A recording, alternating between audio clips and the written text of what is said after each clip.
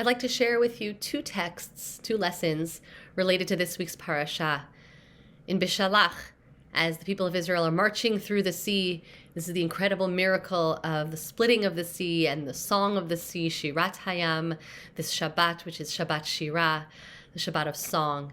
And both of the texts that I'm sharing with you now have to do with a sense of hope and optimism. I tend to be an optimistic person. I look at situations through rose-colored glasses, sometimes even to a fault.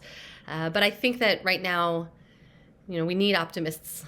We need optimists like me because we're living in such challenging times. And so this is, I guess, perhaps a disclaimer to those out there who are pessimists, or you might say you are realists. I know I have many such people in my life who insist that we need to see the challenges too, and it is true. But I think right now, I think we all need a little bit of hope and some strength. And so it's in that spirit, I wanted to share with you these two lessons. The first is the commentary of Rashi. At the moment when the people have come through the Red Sea, and we have Shirat Hayam, the song of the sea, as I said, and Miriam and the women then pull out their timbrels, their tupim. And the question is, of course, why did they pack their instruments? They were heading off into the wasteland of the wilderness. They, of course, didn't even have time for their dough to rise and that matzah baked right there with the dough on their shoulders. And yet these women had a chance to pack instruments. Rashi says because they had faith that there would be reason to celebrate.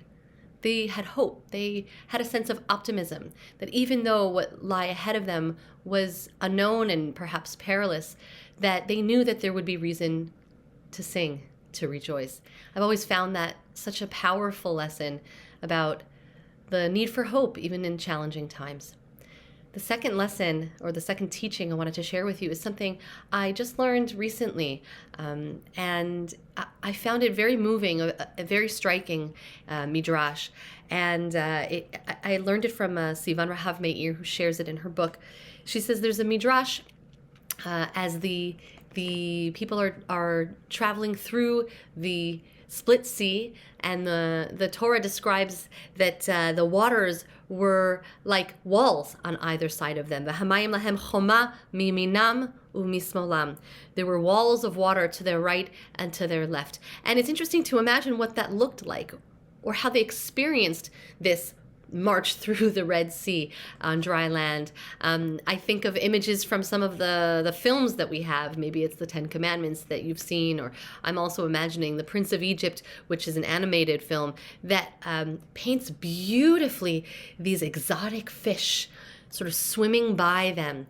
And you can imagine just the awe and wonder that they may have had walking through these walls of water. But this midrash paints a very different picture. It assumes that actually when the sea split, those walls of water were kind of full of mud, which is, of course, very possible, right? The sand and the mud and the dirt from the seafloor would have been kicked up. And the Midrash tells us that there were two Israelites walking through the sea on dry land and seeing this mud, or this muddy water on either side. And one says to the other, in Egypt, we were immersed in mortar, and at the Red Sea we are immersed in mortar. In Egypt we had the mortar that accompanied the bricks, and here at the Red Sea we have the mud caused by the splitting waters. Can you imagine someone is walking through a miraculous splitting of the sea and all they see is the mud? All they see is the dirt and the muck all around them.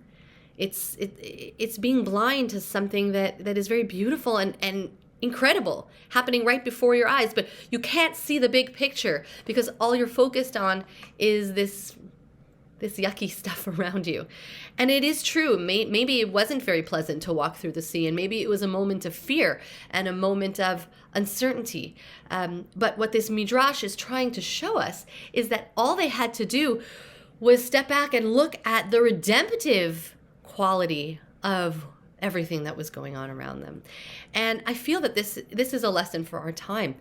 This is a time when, yes, we're looking around and we're seeing a lot of muck and mud. We're seeing so many challenges. We're seeing fear. We're feeling this deep uncertainty. And it's hard to be those women who are carrying the instruments and knowing that there is a time ahead that we will celebrate, that we will sing, that we will rejoice. But we don't want to be those individuals only looking at the mud, only looking at the difficulties. We need to be real, of course, but maybe strike that balance between being a realist and being an optimist. And that's the lesson I wanted to leave with all of you today, during this time of cold and uncertainty. You know, we're on the heels of Tu B'Shvat, and it's a time to notice potential. It's a time to notice growth. It's a time to trust that even though we don't see those seeds beneath the soil, that we know spring will come and that good times lie ahead.